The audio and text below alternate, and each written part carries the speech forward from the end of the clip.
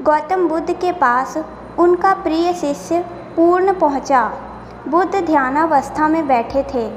पूर्ण के पहुंचने पर उन्होंने आंखें थोड़ी सी खोली और पूर्ण से आने का कारण पूछा तो उसने कहा, मैं धर्म प्रचार के लिए जाना चाहता हूँ, आपकी आज्ञा चाहिए।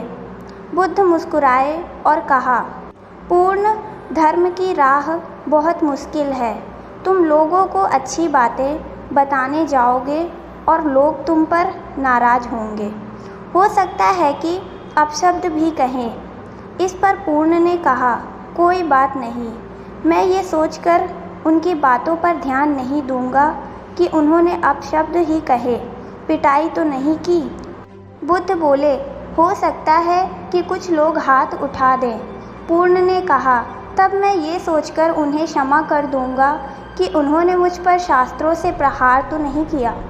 बुद्ध फिर बोले, हे पूर्ण, हो सकता है कि कुछ लोग तुम पर शास्त्रों का भी उपयोग करें।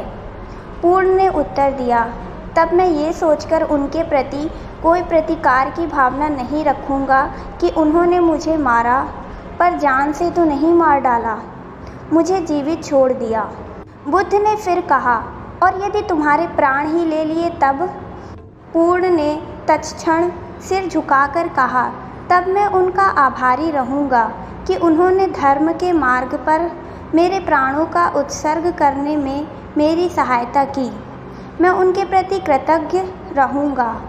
तब बुद्ध ने आंखें खोली और आशीर्वाद देकर अनुमति दी तथा पूर्ण से कहा, अब तुम धर्म प्रचार करने के पात्र हो। जो किसी में भी कोई दोष ना देखे वही सच्चा है। अच्छाई के मार्ग पर चलना बहुत मुश्किल काम है।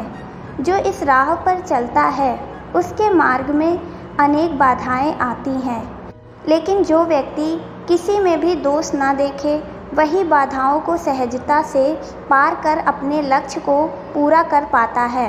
एक लड़का बहुत चतुर था। उसने बहुत सी कलाएं सीखी। उसे तीर चलाना आ गया, वो नाव खेलने लगा और बढ़िया से बढ़िया मकान बनाना सीख गया। उसके बाद वो घर लौटा। बड़े घमंड से वो लोगों से कहता, इस दुनिया में मेरे मुकाबले का कोई नहीं है, मैं सब कुछ जानता हूँ। गौतम बुद्ध ने ये देखा तो सोचा, इसे शिक्षा देनी चाहिए। उन्होंने एक बूढ़े का रूप बनाया और हाथ में भिक्षा पात्र लेकर उसके पास गए। लड़के ने पूछा, तुम कौन हो? बुद्ध ने कहा, मैं अपने मन को वश में रखने वाला एक आदमी हूँ। उनकी बात लड़के को समझ में नहीं आई। उसने कहा, आपका मतलब?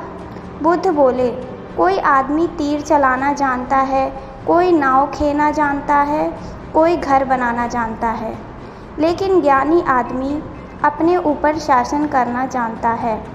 लड़का बुद्ध के इतना कहने पर भी कुछ ना समझ सका। उसने फिर पूछा, अपने ऊपर शासन करना क्या होता है?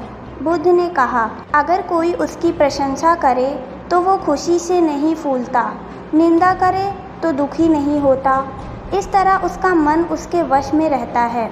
ऐसा आदमी किसी चीज़ या हुनर का अभिमान नहीं करता। बुद्ध की बात का उस लड़के पर ऐसा असर हुआ कि उस दिन से उसने डींग हाँकना बंद कर दिया।